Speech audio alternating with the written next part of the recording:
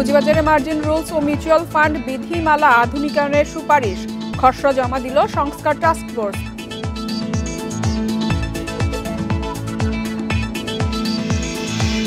সংকোচনমূলক মুদ্রা নীতিতে বিনিয়োগ ও কর্মসংস্থান কমার আশঙ্কা, মূল্যস্ফীতি নিয়ন্ত্রণে বাজার ব্যবস্থাপনায় জোর।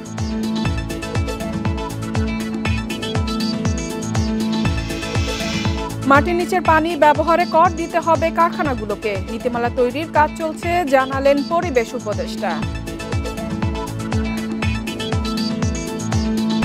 সাবেক আমন্ত্রণ অর্থনীতি সারাদিনে আপনাদের সাথে আছি ফাতারা। শুনছিলেন শিরোনাম, এবারে জানাবো বিস্তারিত।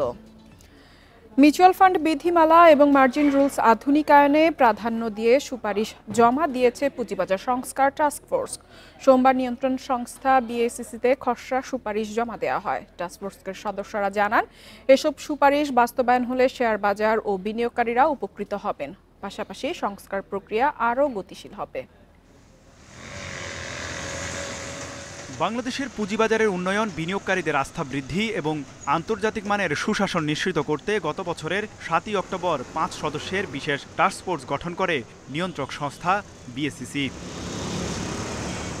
মোট 17টি কার্যপরিধি নিয়ে কাজ শুরু করে এই টাস্কফোর্স। প্রায় 4 মাস পর সিকিউরিটিজ ও এক্সচেঞ্জ কমিশনের মিউচুয়াল ফান্ড বিধিমালা এবং মার্জিন রুলস আইনকে প্রাধান্য দিয়ে সুপারিশ বিএসইসিতে জমা দেয় টাস্কফোর্স। এতে বলা হয়, সুপারিশগুলোর কার্যকর বাস্তবায়নের মাধ্যমে দেশের পুঁজিবাজারের টেকসই উন্নয়ন ও সংস্কার নিশ্চিত হবে। এমনিতে ইনভেস্ট করেছিল, যার মার্জিন ছিল না, তার কিন্তু হয়তো রিয়েলাইজ লসের পরিমাণটা কম, ফোর্সেলে কোনো প্রেশার নাই। বা যাদের মার্জিনটা ছিল তাদের কিন্তু আলটিমেটলি সবচেয়ে ক্ষতিগ্রস্ত হয়েছে। তো সেই ক্ষেত্রে ভবিষ্যতে যাতে ক্ষতিগ্রস্ত না হয়, তাই এটাকে আমরা একটা টপ প্রায়োরিটি লিস্টে আমরা রাখছি। বিনিয়োগকারীদের আস্থা বৃদ্ধি, পুঁজিবাজারের সংস্কার ও উন্নয়নে সুপারিশগুলো বাস্তবায়নে বিএসইসি দ্রুত পদক্ষেপ নেবে বলেও জানান টাস্কফোর্সের সদস্য।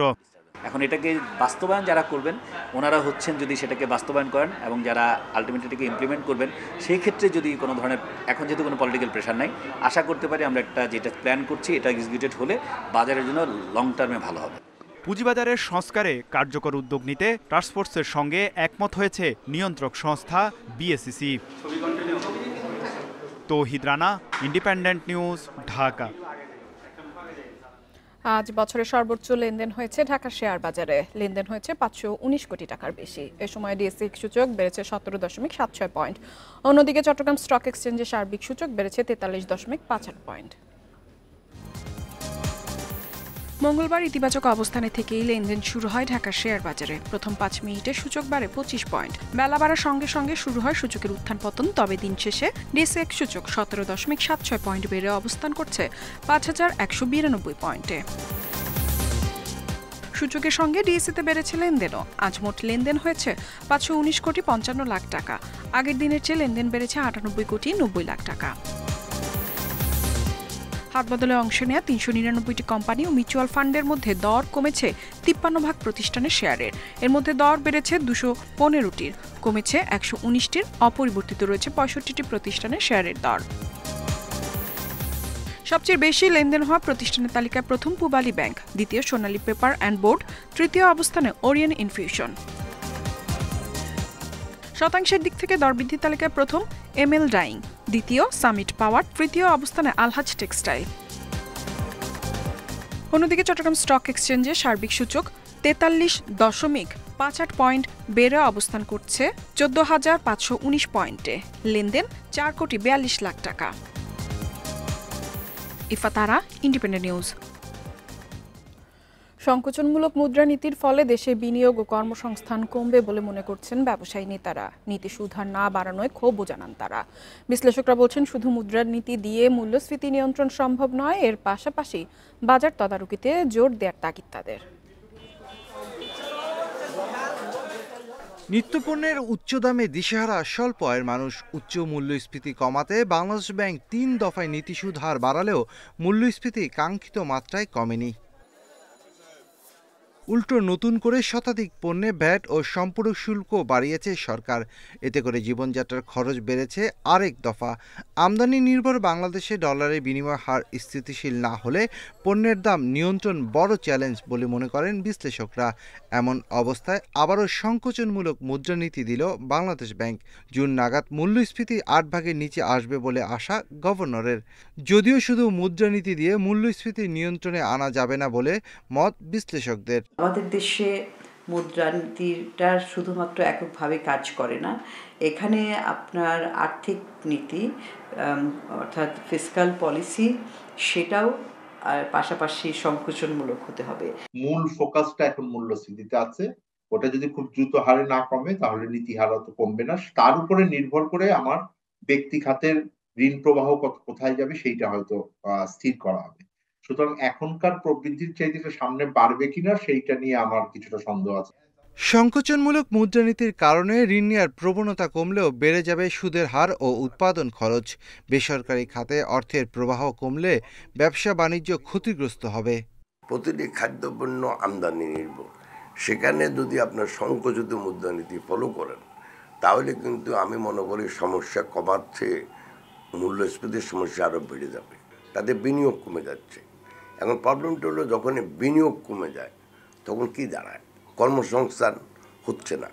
ক্ষুদ্র ও মাঝারি ব্যবসায়ীদের সহজ শর্তে ঋণ দেওয়ার পাশাপাশি উৎপাদন, যোগান ও সরবরাহে জোর দেওয়ার পরামর্শ বিশ্লেষকদের। এছাড়া স্থিতিশীল রাজনৈতিক পরিবেশ নিশ্চিতের তাগিদ তাদের। Shafil Alam Sujan, independent news, Dhaka. শিল্পে ভূগর্ভস্থ পানির পুনর্ব্যবহার উৎসাহিত করতে এবং রাসায়নিক ব্যবস্থাপনায় নীতিমালা করবে সরকার। যেসব কারখানা বেশি মাত্রায় পানি ব্যবহার করবে তাদের উপর কর আরোপ করা হবে বলে জানিয়েছেন পরিবেশ উপদেষ্টা সৈয়দা রিজওয়ানা হাসান। মঙ্গলবার রাজধানীর এক হোটেলে সাস্টেইনেবল অ্যাপারেল ফোরামের উদ্বোধনী অনুষ্ঠানে বেজার নির্বাহী চেয়ারম্যান জানান, বিদেশি বিনিয়োগে পুঁজি মুনাফা পাঠানোর সুযোগ দিয়ে নীতিমালা সংস্কার করা হবে। বাংলাদেশের পোশাক খাত বার্ষিক 40 থেকে 50 বিলিয়ন ডলারের পণ্য রপ্তানি করে। এসব পণ্য উৎপাদনে পানি, বিদ্যুৎ, জ্বালানি, রাসায়নিকের ব্যবহারে চাপ বাড়ে। জলবায়ু পরিবর্তন মোকাবেলায় উন্নত বিশ্বের এ প্রজন্মের ক্রেতারা টেকসই উৎপাদন ব্যবস্থাকে গুরুত্ব দিচ্ছে। তাই দেশের পোশাক খাতেও উন্নত পরিবেশ বান্ধব ব্যবস্থা জোরদারের বিকল্প নেই। সাস্টেনেবল অ্যাপারেল ফোরামের আলোচনায় বাংলাদেশে ইউরোপীয় ইউনিয়নের মিশন প্রধান বলেন, ইউরোপের বাজারে বাংলাদেশে বছরে 20 বিলিয়ন ইউরোর পোশাক রপ্তানি করে। এলডিসি পরবর্তী সময়ে বাজার ধরে রাখতে শিল্প উৎপাদনের পরিবেশ সুরক্ষার বিষয়টি গুরুত্বপূর্ণ।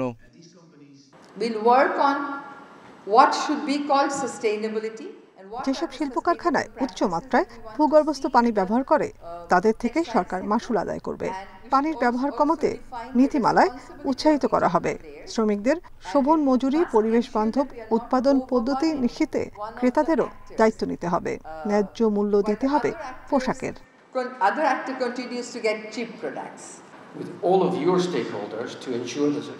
অর্থনৈতিক উন্নয়ন টেকসই করতে রাজনৈতিক পরিবেশ স্থিতিশীল করা জরুরি।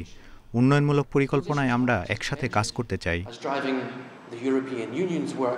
অর্থনৈতিক অঞ্চলগুলোর অব্যবহৃত জমি 10 থেকে 15 বছর মেয়াদী সৌরবিদ্যুৎ প্রকল্পে বরাদ্দ হবে বলে জানান বেজা ও বিডার নির্বাহী চেয়ারম্যান। তিনি বলেন, বিদেশি বিনিয়োগ আকর্ষণে দেশে আয়োজন করা হবে আন্তর্জাতিক সম্মেলন। বিদেশি বিনিয়োগের মূলধন মুনাফা ফেরত নেওয়ার প্রক্রিয়ায় জটিলতা আছে। এটা সহজ করতে নীতিমালা সংশোধন করবে সরকার। এছাড়া 100টির পরিবর্তে কয়েক বছরের মধ্যে 5টি অর্থনৈতিক অঞ্চলে শিল্পায়নে জোর দেওয়া হচ্ছে। সাস্টেনেবল অ্যাপারেল ফোরামের 6ষ্ঠ আয়োজনে বাংলাদেশের পোশাক খাত নিয়ে সেমিনার, মতবিনিময় ছাড়াও সরাসরি কারখানা পরিদর্শন করবেন সফররত বিদেশি ক্রেতাদের প্রতিনিধিরা। Shafil Alam Sujan, independent news, Dhaka. বসন্ত বরণ, বিশ্ব ভালোবাসা ও আন্তর্জাতিক মাতৃভাষা দিবসকে কেন্দ্র করে জমে উঠেছে যশোরের গদখালি ও আশেপাশের পাইকারি ফুলের বাজার। উৎসবের আগে বাগান থেকে ফুল সংগ্রহ ও সংরক্ষণে ব্যস্ত চাষিরা। এবার 300 কোটি টাকার ফুল বিক্রির লক্ষ্যমাত্রা জেলার কৃষি বিভাগের। ফুলের রাজধানী হিসেবে পরিচিত যশোরের ঝিকরগাছার গদখালি। এলাকার মাঠ জুড়ে ফুটেছে গোলাপ, জারবেরা, গাঁদা, চন্দ্রমল্লিকা সহ নানা রঙের ফুল। উৎসবের বাজার মাথায় রেখে গোলাপে ক্যাপ পরানো সহ ফুলের নানা পরিচর্যায় ব্যস্ত চাষিরা। এবার শীত কম পড়ায় ফুলের উৎপাদন কিছুটা ব্যাহত হয়েছে বলছেন চাষিরা। এরপরও বসন্তবরণ, বিশ্ব ভালোবাসা ও আন্তর্জাতিক মাতৃভাষা দিবসকে কেন্দ্র করে লাভের আশা করছেন তারা। এর মধ্যে জমে উঠেছে ফুলের বাজার। 4 লক্ষ টাকা খরচ করেছি 4-5 বিঘে ভুঁই মিলিয়ে, কিন্তু সেই তুলনায় আশা আছে 6 থেকে 7 লক্ষ টাকা 8 লক্ষ টাকা আমি বেচা না করবো। 14 ফেব্রুয়ারিতে আসতে আরো 25-30টা বিক্রি হবে আশা করা যায়। গত বছর 40টা পর্যন্ত উঠেছিল। এদিকে মাসের শুরু থেকে দর্শনার্থীদের পদচারণায় মুখর ফুলের রাজধানী গদখালি। দিগন্তজোড়া ফুলের মাঠের সৌন্দর্য উপভোগের পাশাপাশি ফুলও কিনছেন অনেকে। এছাড়া ফুল চাষিদের আয়োজনে দর্শনার্থীদের জন্য চলছে মাসব্যাপী মেলা। বন্ধুরা আসছিল, তারা যে গল্প করছে এই কারণেই আসা। গোলাপ কিনলাম, রজনীগন্ধা, জারবেরা, অনেক রকম ফুল একদম নিজের হাত থেকে তোলা। খুব ভালো লাগলো ঘুরে। এবছর পর্যটন যা আসছে বাইরেতে অনেক ভালো, আলহামদুলিল্লাহ। ফুল বেচেও শান্তি পাচ্ছি। এই মৌসুমে উপজেলার প্রায় 600 হেক্টর জমিতে ফুলের চাষ হয়েছে। আসন্ন 3 দিবস ঘিরে 300 কোটি টাকার ফুল বিক্রির লক্ষ্যমাত্রা নির্ধারণ করেছে কৃষি বিভাগ। সারা বছরে যে বিক্রি ফুলের যে অর্থ 300 কোটি টাকা, 250 থেকে 300 কোটি টাকা, এবারও টার্গেট ফিল আপ হয়ে গেছে প্রায় 300 কোটি টাকা। সামনে আমাদের আরও দুটো প্রোগ্রাম আছে, 14 ফেব্রুয়ারি, 21 ফেব্রুয়ারি। এই দুটো ফেব্রুয়ারিতে অনেক আশা করি এছাড়া আরও বেশি বিক্রি হবে। ফুলের ব্যবসার সঙ্গে নানাভাবে জড়িত যশোরের লক্ষাধিক মানুষ। Independent news. দেশের বাজারে আবারও বাড়ল স্বর্ণের দাম। চলতি বছরে এই নিয়ে টানা 6 বারে 11,524 টাকা বাড়ানো হয়েছে মূল্যবান এই ধাতুটির দাম। এখন 22 ক্যারেটের স্বর্ণ কিনতে ভরি প্রতি 1.5 লাখ টাকা গুনতে হবে ক্রেতাদের। মঙ্গলবার থেকে কার্যকর নতুন দাম। এই দফায় 22 ক্যারেটের ভরিতে 1,994 টাকা বাড়িয়ে 1,49,812 টাকা নির্ধারণ করেছে জুয়েলার্স সমিতি। এছাড়া 21 ক্যারেটের প্রতি ভরির দাম 1,43,001 টাকা। 18 ক্যারেটের প্রতি ভরি স্বর্ণ কিনতে গুনতে হবে 1,22,577 টাকা। স্বর্ণের দাম বাড়ানো হলেও অপরিবর্তিত রয়েছে রূপার দাম। ভূ রাজনৈতিক অস্থিরতা, মার্কিন বাণিজ্য নীতির প্রভাবে বিশ্বে স্বর্ণের বাজার ঊর্ধ্বমুখী, যার প্রভাবে দেশের বাজারেও দাম বেড়েছে বলে জানিয়েছে বাজুস। এবার জানাবো বিশ্বের প্রধান প্রধান মুদ্রার সাথে টাকার আজকের বিনিময় হার। দর অপরিবর্তিত। যুক্তরাষ্ট্রের ডলারের বিনিময় হয়েছে 122 টাকায়। যুক্তরাজ্যের পাউন্ডের দর কমেছে, বিনিময় হয়েছে 155 টাকা 30 পয়সায়। দর কমেছে ইউরোর, বিনিময় হয়েছে 129 টাকা 44 পয়সায়। ভারতীয় রুপির দর অপরিবর্তিত, বিনিময় হয়েছে 1 টাকা 45 পয়সায়। অপরিবর্তিত রয়েছে সৌদি রিয়েলের দর, বিনিময় হয়েছে 32 টাকা 69 পয়সায়। আরব আমিরাতের দিরহামের দরও অপরিবর্তিত, বিনিময় হয়েছে 33 টাকা 38 পয়সায়। বেড়েছে কুয়েতি দিনারের দর, বিনিময় হয়েছে 397 টাকা 46 পয়সায়। এছাড়া মালয়েশিয়ান রিঙ্গিতের দরও কমেছে, বিনিময় হয়েছে 27 টাকা 44 পয়সায়।